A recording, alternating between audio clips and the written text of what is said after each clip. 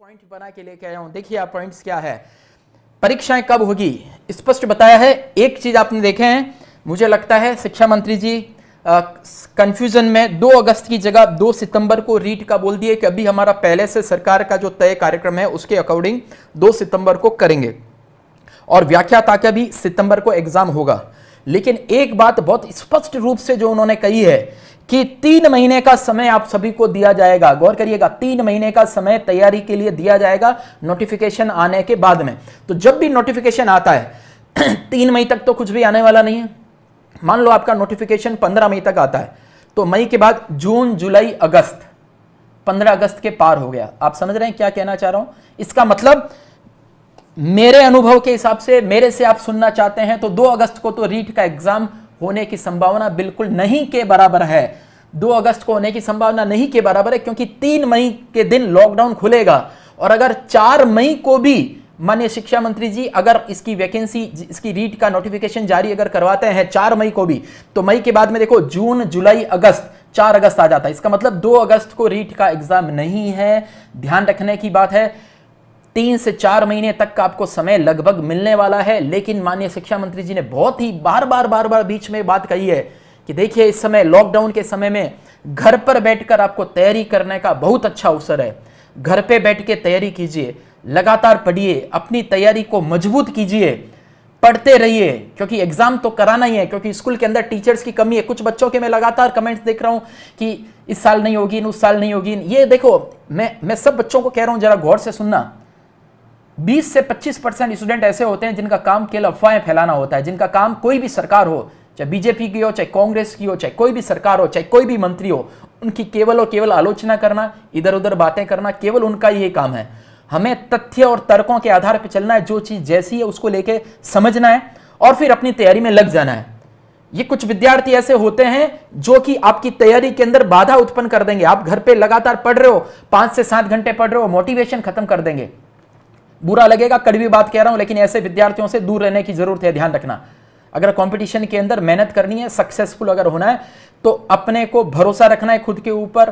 क्योंकि जो स्थिति परिस्थिति है, आपके लिए अलग से एग्जाम नहीं होगा, किसी और के लिए अलग से एग्जाम नहीं होगा, आपके लिए अलग से भर्ती नहीं आएगी, किसी और के लिए अलग नहीं आएगी, आपके लिए सिलेबस अलग नहीं होगा, किसी और के लिए अलग नहीं होगा, आपके लिए पैटर्न अलग नहीं होगा, किसी और के लिए अलग नहीं होगा। तो फिर क्या करना है, ऐसी दिशा में पॉजिटिव एनर्जी के साथ में मेहनत करते रहिए, लगातार जुटे रहिए। आपने जब बीएड और एसटीसी जब करी, तब क्या ये सोच के करी किया कि 2 महीने बाद या 6 महीने बाद में कब वैकेंसी आएगी उसके हिसाब से हम बीएड करें? नहीं ना। आपने ग्रेजुएशन करने के बाद में बीएड का प्रोसेस शुरू कर दिया, 12th के बाद में एसटीसी का प्रोसेस शुरू कर दिया ना। इसी प्रकार से अभी भी तैयारी शुरू कर दो, क्योंकि आपको पता है कि बगैर बीएड या बीएसटीसी किए रीट का एग्जाम नहीं दे सकते हैं ना। तो अभी दिमाग में ये रखो कि बगैर रीट का एग्जाम उसका क्लियर किए बगैर आप शिक्षक नहीं बन सकते। तो इसलिए रीट की तैयारी लगातार साथ साथ करते रहिए। क्लियर है? सभी का कमेंट का मैं रिप्लाई दे रहा हूं। और चौथी बात उन्होंने बहुत अच्छी कही है, क्योंकि इन दिनों में देखो लॉकडाउन है, और लॉकडाउन के इन दिनों के अंदर मित्रों, जैसे कि आपको पता है कि सभी स्कूल, कॉलेज, कोचिंग सेंटर इत्यादि सब बंद है। स्कूल वाले भी देखो कितना प्रयास कर रहे हैं। माननीय शिक्षा मंत्री जी ने कहा है कि व्हाट्सएप के माध्यम से, और एक उन्होंने पोर्टल का नाम भी दिया, मैं आपको बताना चाहूंगा कि क्या उनके पोर्टल का वो नाम है, जिसके तहत जो है बच्चे व्हाट्सएप के थ्रू और पढ़ रहे हैं, टीचर्स उनके वीडियो बना के भेज रहे हैं और तैयारी कर रहे हैं। और उन्होंने ऐसे बच्चों की जो है ना तारीफ करी है, ऐसे टीचर की तारीफ करी है। एक कोई राजीव गांधी कैरियर पोर्टल के माध्यम से भी ऑनलाइन पढ़ा रहे हैं। बीते दिनों में आपने देखा होगा फ्रंट पेज पे माननीय शिक्षा मंत्री जी का कोटेशन के साथ आया था कि अब हम चेत गए हैं। पहले हमने ऑनलाइन शिक्षा की तरफ ध्यान नहीं दिया, लेकिन अब कोरोना के कारण, इस महामारी के कारण अब हमें ध्यान पड़ा कि ऑनलाइन शिक्षा का कितना महत्व होता है। यही बात राजस्थान के कई कोचिंग सेंटरों पे भी लागू होती है। वो हमारे ऑनलाइन क्लासेस, जो हमारे ऑफलाइन बच्चे जुड़े हुए थे, उनको हम ऑनलाइन फ्री में कोर्स देते थे। नाम मात्र के शुल्क में नए बच्चों को भी हम ऑनलाइन कोर्सेज देते थे। घर बैठे गांव ढाणी में बच्चा बैठ के उत्कर्ष के माध्यम से वीडियो क्लासेस ले रहा है, टेस्ट दे रहा है, क्विज दे रहा है, मॉडल पेपर दे रहा है, ई बुक्स देख रहा है सारी। और उसको कई लोग, कई विद्यार्थी भी और कई कोचिंग वाले भी वो उसकी बुराई करते थे। लेकिन आज की तारीख में उनको पता चला कि राजस्थान के अंदर उत्कर्ष के ऐप के माध्यम से, उत्कर्ष की ऑनलाइन क्लासेस के माध्यम से कितना उनको फायदा मिल रहा है। और अब हमने वापस लाइव क्लासेस भी शुरू कर दी है। हमारे गेस्ट हाउस में स्पेशल स्टूडियो बना रखे हैं, वहां पे हमने विभिन्न हमारे फैकल्टी मेंबर्स जो है उनको ठहरा के एक रूम में एक फैकल्टी, एक हमारा बंदा और वहीं पे पैनल। और इसलिए आप देख रहे होंगे कि इन दिनों के अंदर अंकित सर की राजस्थान इतिहास कला संस्कृत क्लास शुरू हो गई है, वैष्णव सर की सारे साइकोलॉजी और टीचिंग मेथड्स क्लास शुरू हो गई, सुरेश सर ने साइंस लेना स्टार्ट कर दिया है, रवि मौर्य सर ने इंग्लिश लेना शुरू कर दिया, तनसुख सर की भी लॉ की क्लासेस स्टार्ट हो गई है, और भी अक्षय सर का रीजनिंग शुरू होने वाला है, सहदेव जी सर का जो है वो हिंदी का अभ्यास भी, वो भी हिंदी की क्लासेस शुरू हो जाएगी, जियोग्राफी भी स्टार्ट हो रही है, मधुसूदन सर की कल से क्लासेस शुरू हो रही है। सारी क्लासेस हम कर रहे हैं क्योंकि 3 मई तक तो लॉकडाउन है, ध्यान रखिएगा 3 मई तक तो लॉकडाउन है, उसके बाद में स्टेज वाइज स्टेज खुलेगा और किसी भी सूरत में स्कूल कॉलेज कोचिंग जो है वो 30 मई से पहले नहीं खुल सकते, वो सबसे अंत में करेंगे क्योंकि लॉकडाउन के बाद यदि एक साथ सबको यदि छूट दे दी, एक साथ परमिशन दे दी तो ये लॉकडाउन का मकसद ही खत्म हो जाएगा। इस चीज को समझने की जरूरत है, ध्यान रखिए। इसलिए कोचिंग सेंटर्स ने जहां जहां पे चाहे हमारे ऑफलाइन बैच, माननीय शिक्षा मंत्री जी का एक वीडियो चलाऊंगा तुरंत, उससे आपको समझ में आ जाएगा। पहला क्वेश्चन जो है वो आप सभी का लगातार ये है कि आखिर रीट का सिलेबस क्या रहेगा।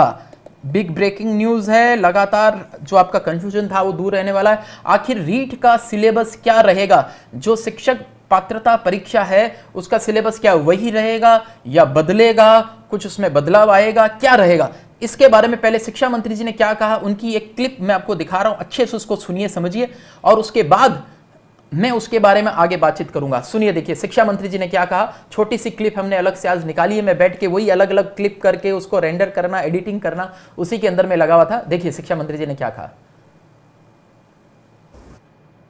रीट के लिए काफी बातें आ रही हैं, निश्चित रूप से देखिए एनसीटी का सिलेबस 2011 की गाइडलाइन के मुताबिक पहले से पूर्व निर्धारित है, जिसके आधार पर रीट का आयोजन होता है। पाठ्यक्रम में चूंकि ये एनसीटी की 2011 की गाइडलाइन से ही पाठ्यक्रम है, सिलेबस है, इसलिए उसमें किसी तरह की कोई तब्दीली नहीं है।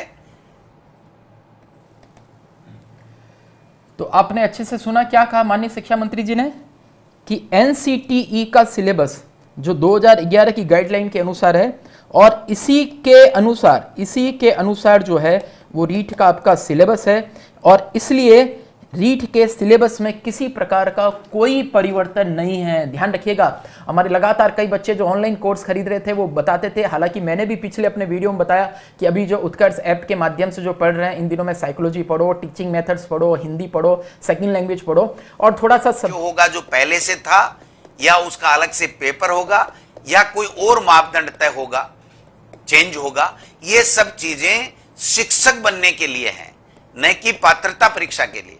पात्रता परीक्षा में किसी तरह का कोई परिवर्तन नहीं है। ये आपने अच्छे से समझा। देखो छोटी सी क्लिप, उन्होंने बहुत बड़ा वीडियो जो बताया उसमें से आपके लिए जो जो वीडियो काम का है वो मैं आपको लेके उसको एक्सप्लेन कर रहा हूं। स्पष्ट कहा है सिलेबस में तो कोई कंफ्यूजन नहीं है, रीट का सिलेबस में कोई कंफ्यूजन नहीं है, पात्रता परीक्षा के सिलेबस में कोई प्रकार का कंफ्यूजन नहीं है। सिलेक्शन का आधार जो है बाद में जो ग्रेड 3 टीचर्स जो आप बनेंगे रीट के एग्जाम के आधार पे जो बनेंगे उसमें सिलेक्शन का आधार जैसे पहले 70-30 का रेशियो था, 70-30 आपके रीट के मार्क्स 70 और बाकी जो है पीछे 30 मार्क्स, क्या वो रेशियो रखेंगे या उसका अलग से एक कोई पेपर रखेंगे या कुछ और करेंगे? 3 उन्होंने संभावना बताई है। ध्यान रखिए, रीट का सिलेबस तो वही रहेगा, रीट का पैटर्न तो वही रहेगा, उसके अंदर तो कोई बदलाव नहीं आएगा। अब पिछली बार जैसे रीट का पात्रता परीक्षा जो आपने हाथ में लेने के बाद में 60% ऊपर मार्क्स से बाद में जो आपकी ग्रेड 3 में सिलेक्शन था तो पिछली बार 70-30 के आधार पे डायरेक्ट हो गया। तो अभी इन्होंने बताया क्या 70-30 जो है वही रखेंगे या इसके अंदर कुछ बदलाव लेके आएंगे? दूसरा उन्होंने संभावना व्यक्त की या तो फिर ये करेंगे या फिर कोई अलग से पेपर इसका करेंगे, क्या उसके लिए सोच रहे हैं? और तीसरा ये भी बताया कुछ और कर सकते हैं। इसका मतलब ये हुआ मित्रों सिलेक्शन का प्रोसीजर जो है वो अभी तय नहीं है। सिलेक्शन का प्रोसीजर क्या रहेगा ये अभी उनको पता नहीं है, वो उन्होंने अभी नहीं बताया है, वो अपने अधिकारियों के साथ चर्चा करके बातचीत करके उसके लिए बाद में तय करेंगे। और जाहिर सी बात है वो रीट के एग्जाम के बाद की बात है, अभी उसके बारे में कोई चर्चा भी नहीं है। क्लियर है? अभी जो बच्चे पुलिस का एग्जाम दूसरे एग्जाम बात कर रहे हैं वो थोड़ा सा खाली वीडियो को देखो, नहीं तो साइड में हो जाओ। अभी हमें केवल